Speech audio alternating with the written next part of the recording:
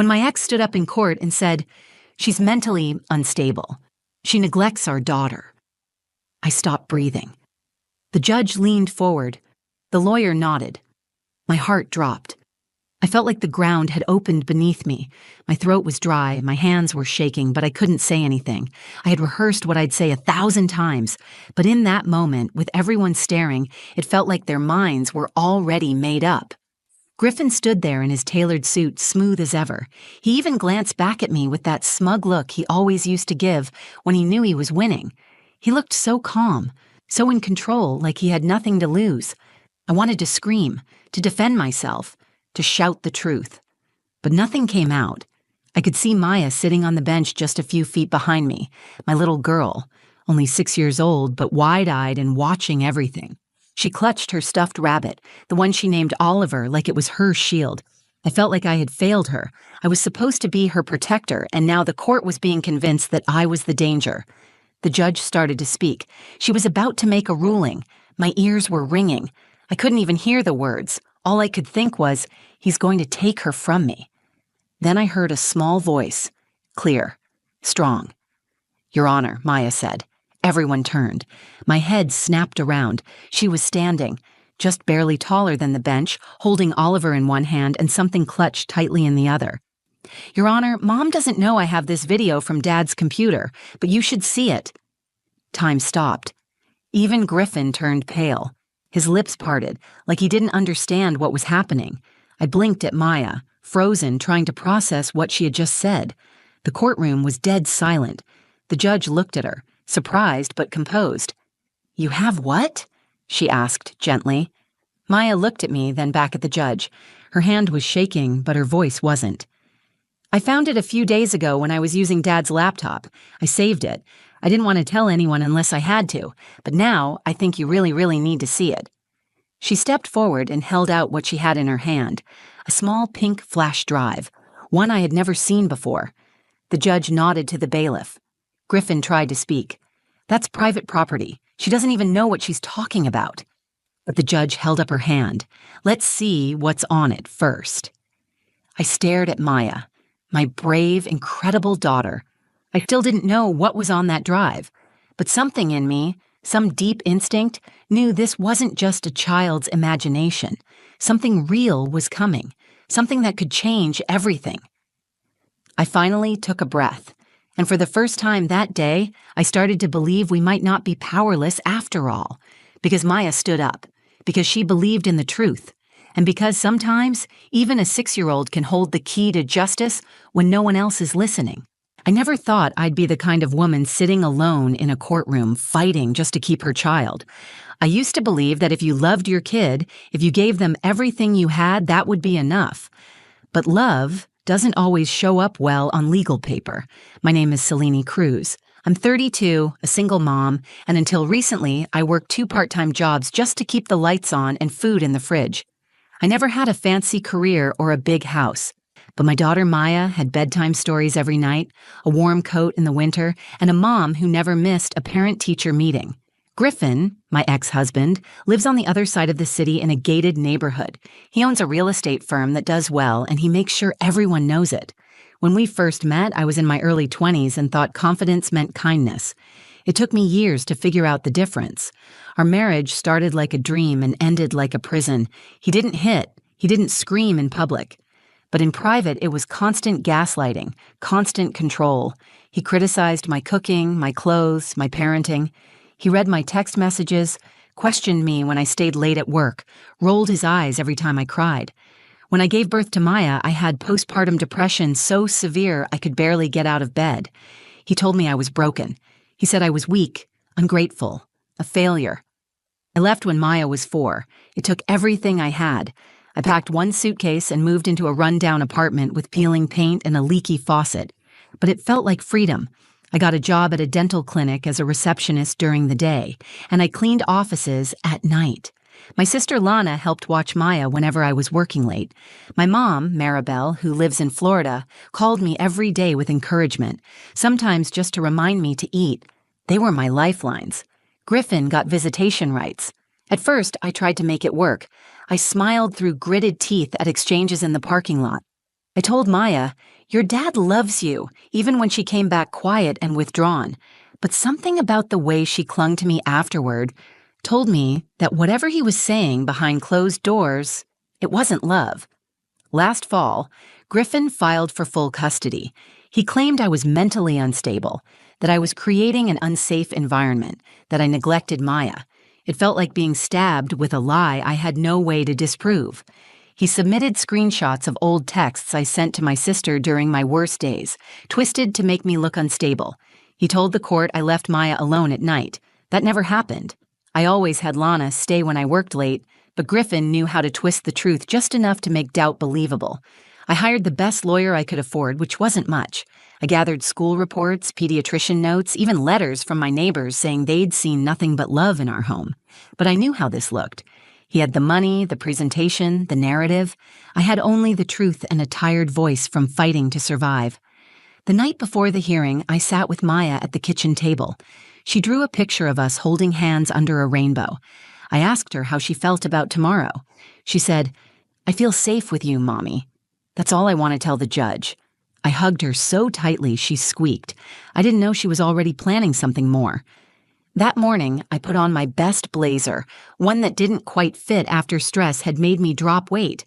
I tied my hair back, stood in the mirror, and told myself I could do this. But nothing prepared me for the way Griffin's words would hit when spoken out loud in that courtroom. Mentally unstable, neglectful. The labels echoed. I sat there feeling like the truth didn't matter, like I was already invisible, like no matter how hard I'd fought, he was going to win. But my daughter was watching, and she wasn't going to let that happen. The courthouse smelled like old paper and cold metal. The benches were hard, the air dry, and everything inside felt designed to make people small. I sat beside my lawyer, Miss Jensen, a soft-spoken woman with tired eyes and a no-nonsense voice. She had reviewed every document I gave her, but I could tell even she was nervous. Griffin walked in with his attorney, Mr. Raymond Hill. He was everything I expected. Sharp suit, expensive briefcase, and a look that said he was used to winning. Griffin nodded at him like they were old friends. When he saw me, he didn't smile, but he didn't have to. His silence was smug enough. Maya sat behind me with my sister, Lana. She wore her favorite sunflower dress and had Oliver the stuffed rabbit tucked under her arm. Her legs didn't reach the floor, so they swung back and forth slowly. She didn't say much that morning, but she hugged me tightly before we entered the courtroom. I whispered that no matter what, I loved her more than anything in this world. The hearing started, and I felt my hands tremble. My lawyer went first, presenting basic facts. She emphasized that Maya was well cared for, had consistent school attendance, up-to-date medical records, and a stable home life. She submitted character references from Maya's teacher, our neighbor Mrs. Kaufman, and Lana. She pointed out that all claims made by Griffin were unsubstantiated, without police reports or CPS involvement. Then Mr. Hill stood. His voice was calm, measured, but there was an edge to it. He painted me as an emotional liability. He began, "Your Honor, my client is deeply concerned for his daughter's well-being. Ms. Cruz has a documented history of emotional instability.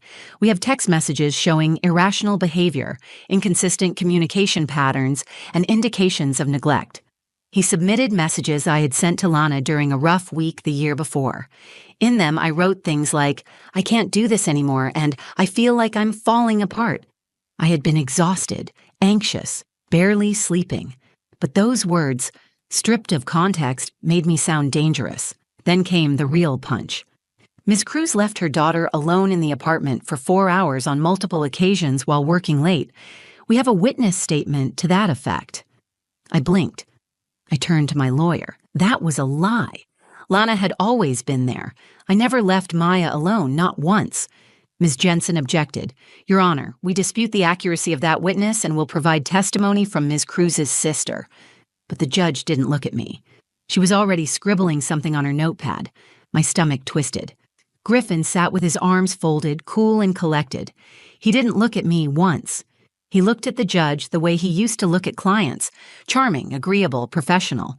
He had perfected the image of the concerned father, the one who only wanted what's best while making me out to be unstable and unfit. I wanted to shout. I wanted to stand up and tell the truth, but the moment I opened my mouth, my voice cracked. I could feel the weight of every time he told me I was crazy, every time he told me no one would believe me. I had walked into that courtroom with facts, but he had walked in with a performance. When it was my turn to speak, I tried to steady myself. I explained the texts.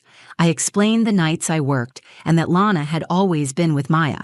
I said the accusations were lies meant to discredit me. I told the judge I had never once put my daughter in danger, but my words felt small. Griffin's attorney objected often, forcing pauses, making it feel like I was scrambling. The judge asked few questions. Her face was unreadable. By the end, I could feel the momentum slipping away. Ms. Jensen leaned toward me and whispered that we might need to consider a temporary agreement until we could gather more evidence. I felt the air leave my lungs. Temporary meant Griffin would have full custody until the next hearing. It meant Maya would live with him. It meant I'd see her only with scheduled visits and supervision. After everything I'd done to build her a safe, stable home, that was what it might come to. The judge cleared her throat. She was about to speak. That was when Maya stood up. She didn't ask anyone. She didn't look for permission. She just rose, holding her stuffed rabbit in one hand and something else in the other. A flash drive. Her voice rang through the courtroom, small but certain.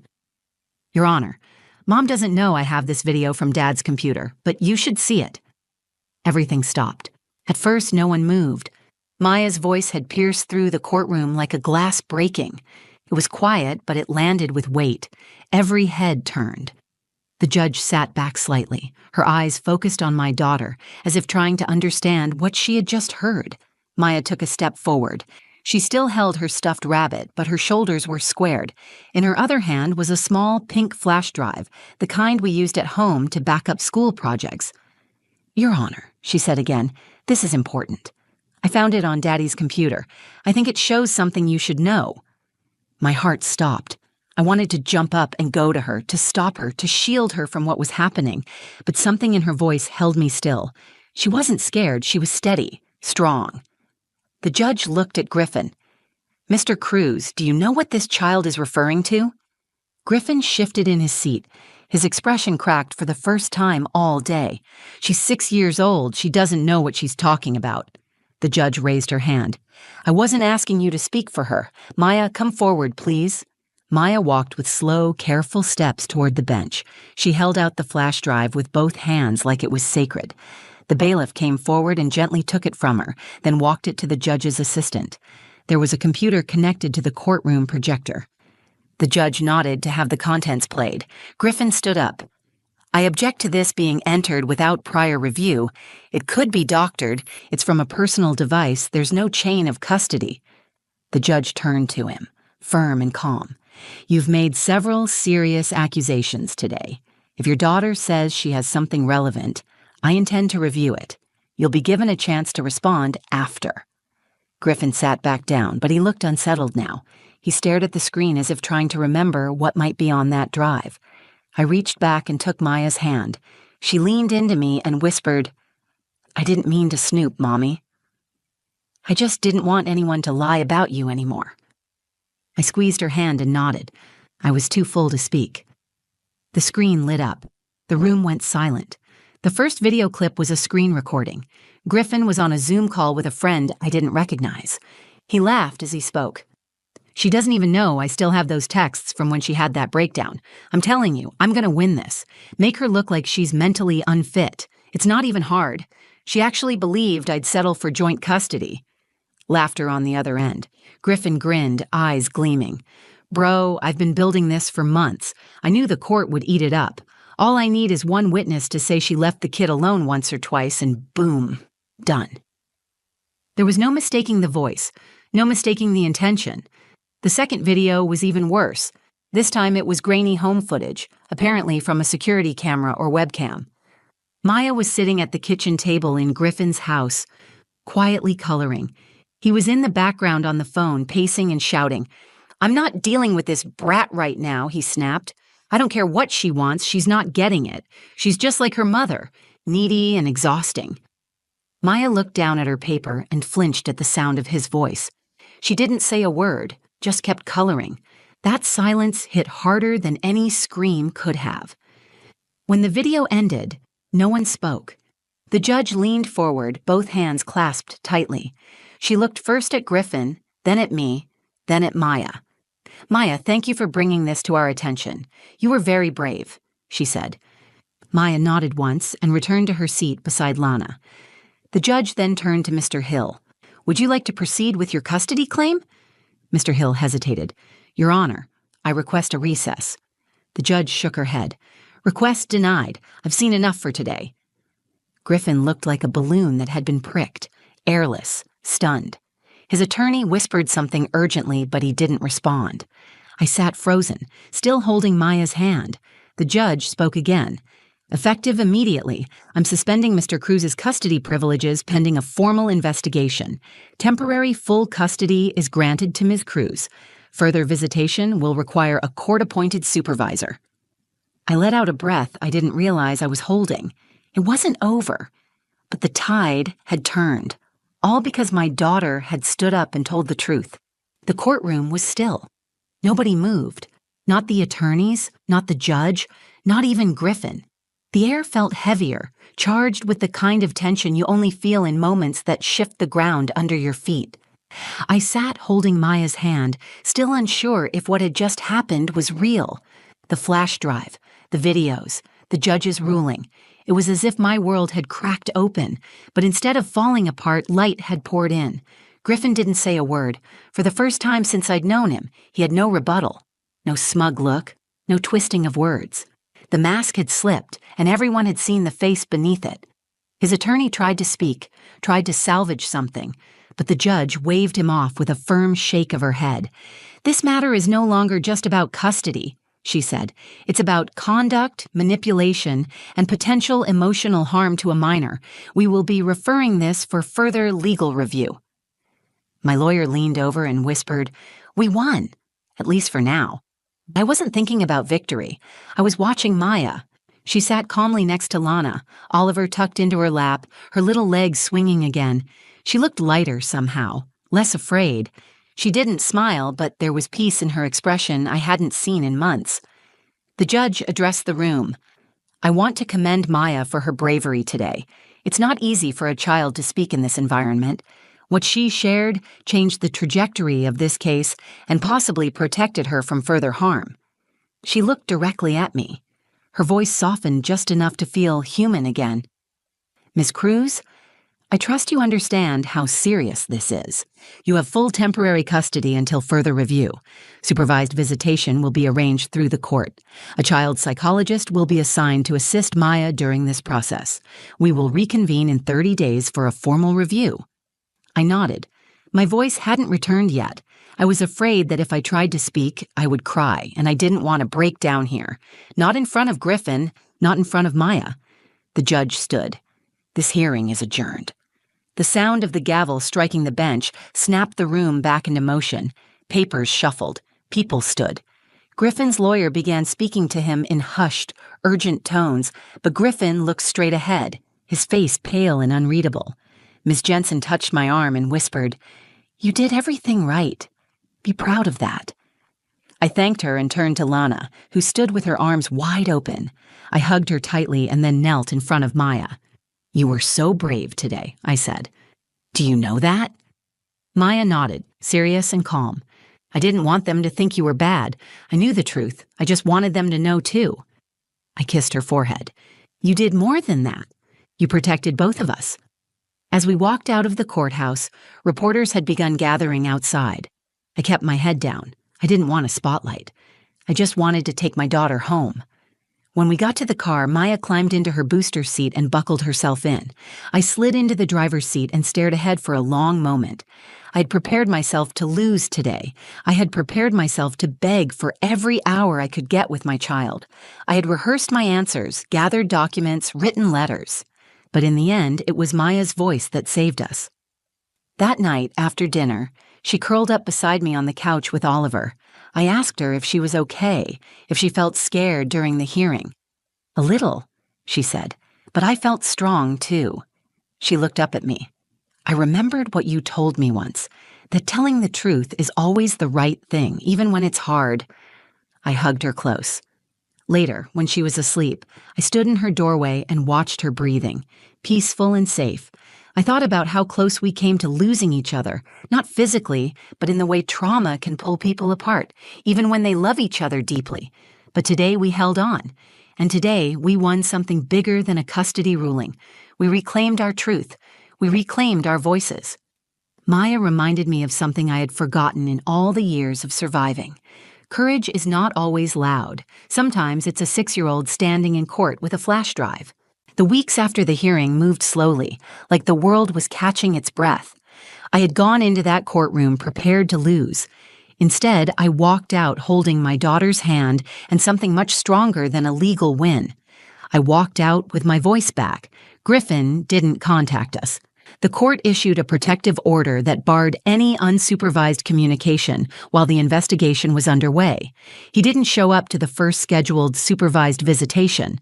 By the second appointment, his lawyer had requested a postponement citing mental health concerns and reputational damage. I didn't feel sorry for him. I felt nothing. After all the manipulation, all the gaslighting, all the years of walking on eggshells, I finally understood what it felt like to stand without fear. Maya began sleeping through the night again. She stopped flinching at sudden noises.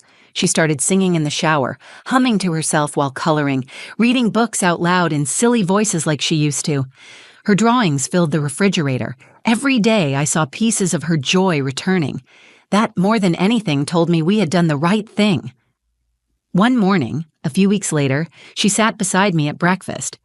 I was packing her lunch and she was finishing her cereal when she looked up and asked, "Do you think Daddy is mad at me?" I knelt beside her. "No, sweetie. I think Daddy is learning that when people do something wrong, they have to face the truth. That's not your fault. That's something grown-ups are supposed to do." She nodded and went back to eating. That was the moment I realized how heavy the burden had been for her. For a 6-year-old to carry that kind of secret, to feel like the outcome of a courtroom hinged on a video she found, it was more responsibility than any child should ever hold. But somehow, she had held it with grace and strength. I started therapy the week after the hearing. I had spent so long in survival mode that I didn't even know how to feel safe. My therapist told me that trauma doesn't just come from violence, it also comes from silence, from years of not being believed, from doubting your own memory because someone taught you to.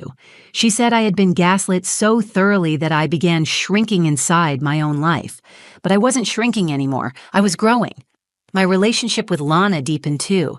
She had always been there for me, but I hadn't let her see how broken I felt. Now we talk nearly every night. Sometimes we laugh. Sometimes we cry, but we're not pretending anymore. That kind of honesty is healing. About a month after the hearing, I got a call from the judge's clerk. Griffin's legal team had withdrawn their petition for full custody. No further hearings were scheduled. The investigation into his behavior was ongoing, but for now I had full custody of Maya, and there was no sign he would be contesting it again. I stood in my living room holding the phone, stunned. I didn't cheer or jump or cry. I just stood there, breathing, slowly, fully. That night, I made Maya her favorite dinner, chicken nuggets shaped like dinosaurs, mac and cheese, and strawberries with whipped cream. We lit candles just because it felt like a celebration, and when she asked why, I told her, because we're safe. Before bed, she brought out a piece of paper from her backpack. It was a drawing she had made at school. The two of us, holding hands, standing in front of a house with sunflowers out front. Above our heads were the words, "Me and Mommy, we're brave." I hugged her so tight she squealed. Then I kissed her forehead and whispered, "You saved us." I'll never forget that. Lying in bed later that night, I stared at the ceiling and thought about everything we had come through. I thought about how close I came to believing I was what Griffin said I was. Unstable, unfit, weak. But the truth had survived. And my daughter had carried it across the finish line. This story isn't just about a courtroom or a custody battle. It's about how easily women are made to question themselves, how quickly truth gets buried under power and presentation. But it's also about resilience, about the quiet strength of a little girl who saw through lies and spoke up when it mattered most. I used to wonder if my voice was enough. Now I know it is, and so is hers. Our story didn't end in that courtroom. That was where it began. If this story moved you, if it made you think about how powerful truth can be, even when spoken by the smallest voice, please take a moment to like this video. Share it with someone who might need to hear it today. If you've ever felt unheard, misjudged, or underestimated, I see you. And I hope this reminded you that your voice matters more than you think.